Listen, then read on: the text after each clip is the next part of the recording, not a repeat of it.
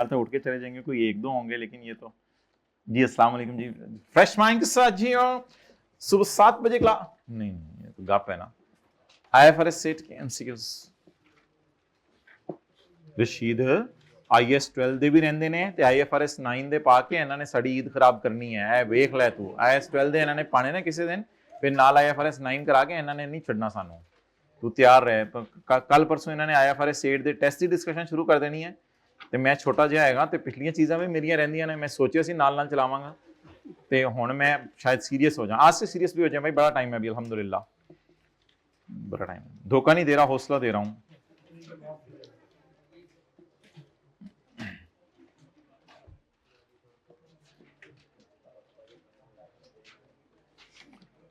बिस्मिल्लाहिर्रहमानिर्रहीम, शुरू करें जी।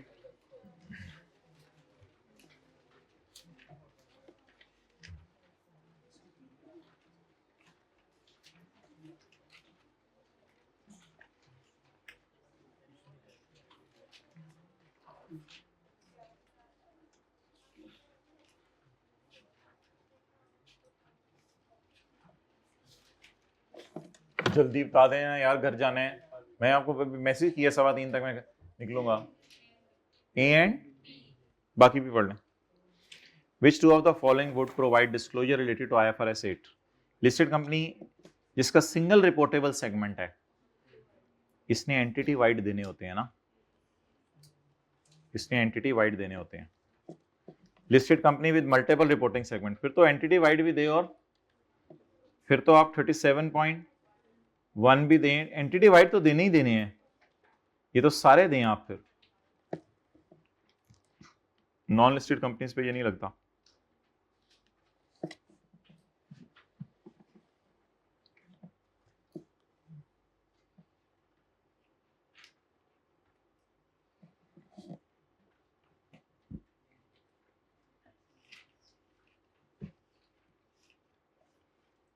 भाई उससे पता करो वो एक, which of the following not required to be disclosed as per revenue from external sale for each product and service or each group of, पढ़ें जी जल्दी भाई। ये 37.3 है, प्रोडक्ट वाइज एक्सटर्नल सेल। ये एंटिटी वाइड डिस्क्लोजर में था ना, product wise external cell.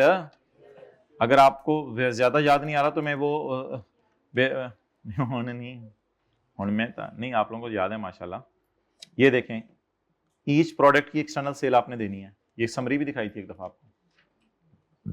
Non current assets located in country of domicile in all following countries, ये भी डिस्क्लोजर देना होता है। 37.4 profit country of domicile and all foreign countries. नहीं नहीं नहीं भाई, नहीं भाई, ये यार ये आया, ये नहीं, ये एक्सटर्नल सेल है और नॉन करंट एसेट है, प्रॉफिट नहीं, प्रॉफिट नहीं। तो छेड़ ले हमें, हम छिड़ चुके हैं इस वक्त, लेकिन ये नहीं, ये टेक करें। Reliance on major customer including details, on major customer including details if revenue from a customer exceed 10% of, so इसने ये जो डाला ना इंक्लूडिंग डिटेल्स, इससे मुझे लग रहा है कि ये कह रहा है कि नाम भी बताना है, तो ये कहीं वो तो नहीं, मैंने वहां नहीं यार। अब इंक्लूडिंग डिटेल्स तो है ना, डिटेल्स में आपको बताता हूँ क्या है। डिटेल्स आपने ये बतानी होती है किन सेगमेंट से रेवेन्यू आ रहा है और टोटल रेवेन्यू कितना है, ये डिटेल्स हैं। इंक्लूडिंग डिटेल्स इसलिए उसने लफ्ज डाला है, डिटेल्स थोड़ी सी तो बतानी है ना भाई। ये तो ये लिख के आना है, it is there are few major customers, बता के आना है कितने मेजर कस्टमर हैं, उनसे कितना रेवेन्यू इकट्ठा हो रहा है टोटल ग्रैंड में, और उनको कौन से सेगमेंट्स में से सेल करें, ये डिटेल्स ही तो हैं। तो डिटेल्स बता के हानि है अल्हम्दुलिल्लाह। डिटेल्स बता के, डिटेल्स में एक चीज नहीं बतानी, नाम, बाकी डिटेल्स तो बतानी है। तो ये तो डिस्क्लोजर बनाना होता है। आगे चलें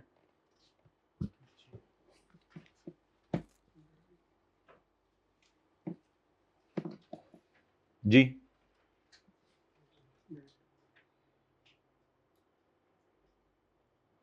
Which of the following quantitative thresholds are specified by IFRS? ओ बोंगे एक्सटर्नल सेल का नहीं 10% लेना होता, टोटल का लेना होता है। इस तरह की अंग्रेजी मारते हैं, हमारी अंग्रेजी अपनी आउट हो जाती है, हम कह रहे होते हैं शायद तू नहीं सही कहा होगा। अबे नेट एसेट्स कहां से आ गया? एसेट्स माइनस लायबिलिटीज का 10%। हमें तो नहीं नेट नजर आया था, हमें तो एसेट नजर आया था। नेट एसेट्स तो नहीं, एसेट्स होते हैं। अच्छा चलें आगे, कर लें आगे भी जो करनी है। 24 वालों के साथ बताएं क्या हुई थी। सी कौन बोला? सी कौन बोला? सही बोले तो आदत है भी कॉन्फिडेंट।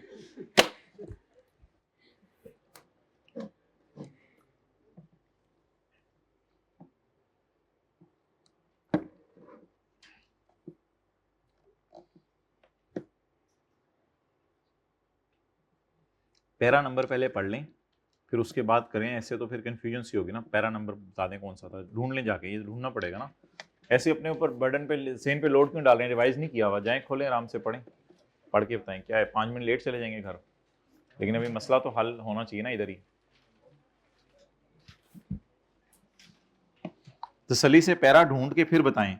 चलें अभी टाइम नहीं है, पैरा नंबर 7 वाले को बता दें, फिर वो उसको पढ़ के एक दफा फिर ये जवाब दे देते हैं। पैरा नंबर बता दें, पैरा नंबर, स्टैंडर्ड का पैरा नंबर, पेज नंबर बता दें 550 और पैरा नंबर 18। पढ़ें जी, पैरा 18 सारे पढ़ लें एक दफा, फिर बात करते हैं। अच्छा सर, हमारी किताब में जो एमसीक्यू 18 है उसका पैरा 18 हुआ करेगा स्टैंडर्ड का?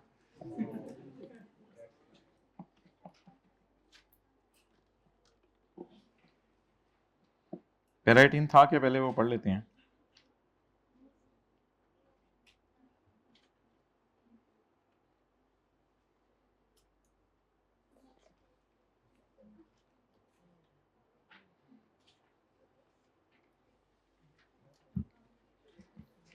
अगर एक ऑपरेटिंग सेगमेंट आइडेंटिफाई हुआ है रिपोर्टेबल इस साल, और segment data for a prior period presented for shall be restated, तो फिर सेगमेंट को रीस्टेटेड करें even if that segment did not satisfy, unless कि वो बड़ा महंगा हो रहा हो, तो फिर ना करें। आप बताएं। In operating segment and neural performance in the current year, that was not required but in the previous year. Which of the following is correct way of presenting? It shall be reported in current year and comparative shall be. It shall be reported in current year and comparative shall not. नहीं, shall not be restated तो एक शर्त के साथ था ना, अगर उस शर्त नहीं इसने आगे बताई, इसलिए ये बात अधूरी है। इसे तो लगेगा कि कंपैरेटिव रीस्टेट करना ही नहीं होता, तो कंपैरेटिव रीस्टेट करना होता है, लेकिन अगर डेटा ना मिल रहा हो वो और बात है। वो बात तो इसने पूरी नहीं लिखी। It shall not be reported separately in the, चुपेड़, not be reported current year में तो सेपरेटली रिपोर्ट करना है।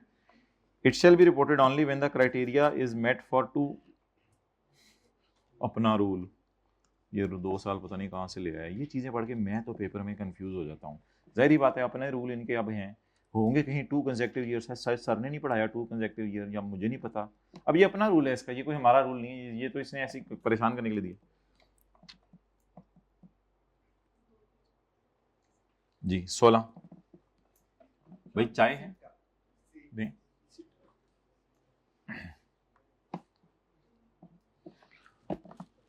जल्दी करें भाई। सी, 2 or more segments may be aggregated, segregated तो पहले ही ना, aggregated. An operating segment not fulfilling the 10% test may still be reportable. वो तो हमने बता दिया था, अगर मैनेजमेंट समझती है कि ये मुनासिब है। नहीं, ये बच्चा एक चाय मांग रहा था, बच्चे को चाय दे दो, ले। कौन सा है? सी। जल्दी करें यार, 15।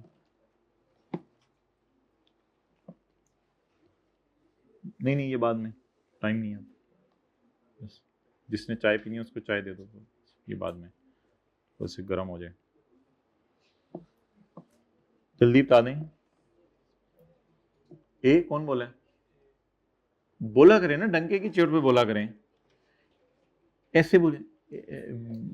B B. An operating segment has just started operations but has not earned revenue. An operating segment may engage in activities for it has yet to earn revenue. 5. But has not earned revenue. Which of the following is correct? It may be reported if quantitative threshold. यह जाहिर बात है, और ये operating segment तो है, लेकिन report तो तभी होगा जब 10% टेस्ट पास करेगा, वरना तो नहीं करेगा ना. It is a reportable segment. नहीं, ऐसी तो कोई बात नहीं है कि ये 10% टेस्ट ही पास ना करो, जबरदस्ती रिपोर्टेबल बनाए इसको. देखें, जो रेवेन्यू नहीं कमा रहा उसको हमने ऑपरेटिंग सेगमेंट कहा था. रिपोर्टेबल तो तभी होगा जब 10% टेस्ट पास करेगा. It is not reportable even if test is नहीं, टेस्ट पास हो तो बनाए. It will be reportable after earning revenue. नहीं, ये तो स्टैंडर्ड ने मना कर दिया है. स्टैंडर्ड ने कहा कि ये ऑपरेटिंग है, जब ऑपरेटिंग है तो रिपोर्टेबल भी हो सकता है. ऐसा ही है ना.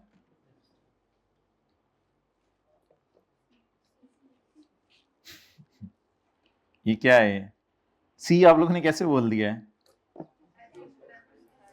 क्या 10% बस नजर मारा है. तो ये तो फारक से हैं, इनको छोड़. 13 में आए, 13 में आए.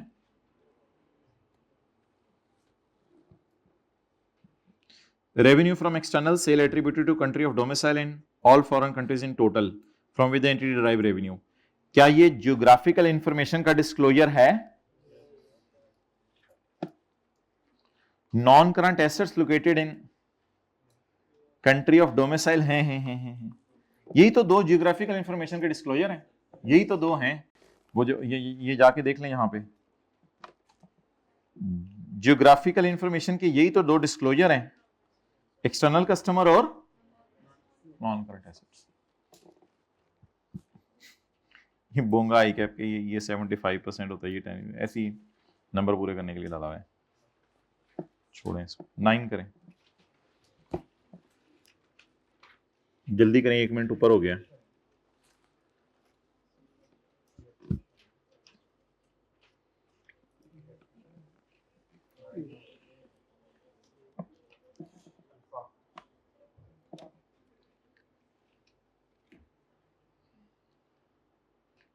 ये तो अभी की है, ये तो 8 अभी की है. वो आई कैप ने कॉपी पेस्ट किया था यहां से. जी 7.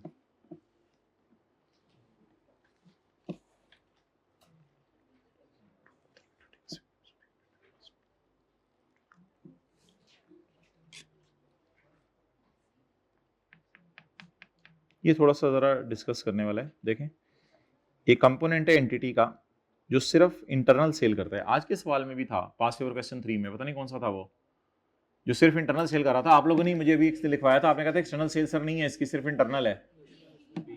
बी था.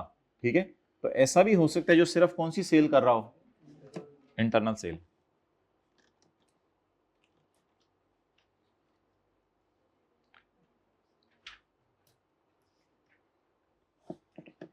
ये रेवेन्यू चाहे आप एक्सटर्नल सेल करके कमा रहे हो, चाहे आप, अच्छा इंटरनल सेल करके जो बंदा रेवेन्यू कमा रहा है वो रिपोर्टेबल ऑपरेटिंग सेगमेंट बनता है या ऑपरेटिंग सेगमेंट बनता है?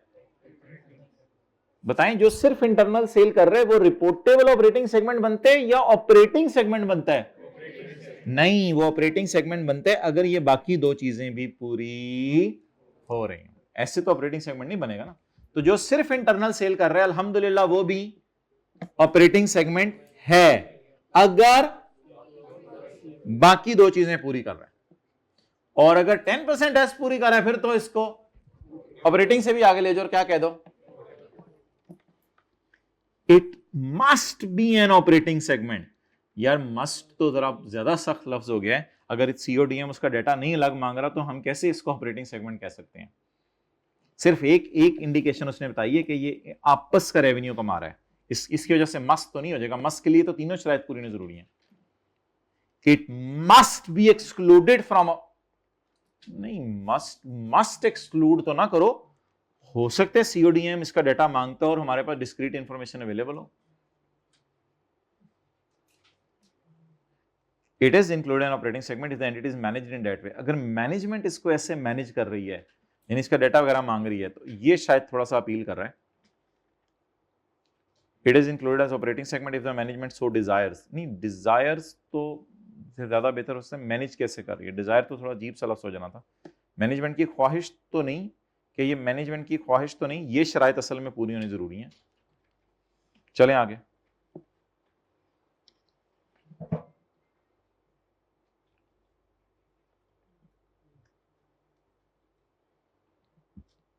छोड़ें इसको, ये भी, ये 6 करवाना हुआ तो कभी कर लेंगे, आगे चलें बस।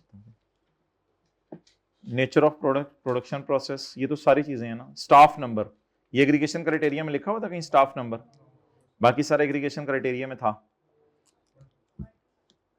चलें आगे, ये भी जरा मैं ना मेन क्लास में डिस्कस करूंगा। IFRS 8 shall apply to listed companies and company reporting that wishes to provide the information। इसको जरा तसल्ली से पढ़ लें।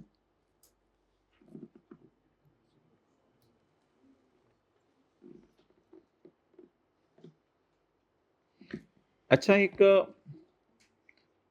अनलिस्टेड कंपनी है, वो कह रही है मेरे पे IFRS 8 लगता है, और मैं सॉरी, एक अनलिस्टेड कंपनी है, IFRS मेरे पे लगता है, लेकिन मेरी ख्वाहिश है कि IFRS 8 भी लगा दूं। ऐसी बात तो कोई स्टैंडर्ड ने तो नहीं लिखी हुई, पता नहीं अब विश वाली बात स्टैंडर्ड में तो नहीं है। लगाना चाहिए वो लगा दे, वैसे कोई रोकेगा नहीं दुनिया में उसको कि तूने IFRS 8 के, लेकिन स्टैंडर्ड में तो ऐसी बात नहीं लिखी हुई। एनी कंपनी रिपोर्टिंग, यानी जो स्कोप पैरा था उसमें ऐसी लाइन लिखी हुई थी, IFRS 8 अप्लाई टू में ये लाइन लिखी हुई थी। ऑल अदर कंपनीज रिपोर्टिंग, नहीं ऑल अदर कंपनीज तो नहीं, ये तो वैसी डेफिनेशन है उसकी। ये टैक्स सेपरेटली तो कोई लाइन नहीं है, बाकी ये 3 लाइनें हैं। चलें, 5 मिनट ऊपर हो गए।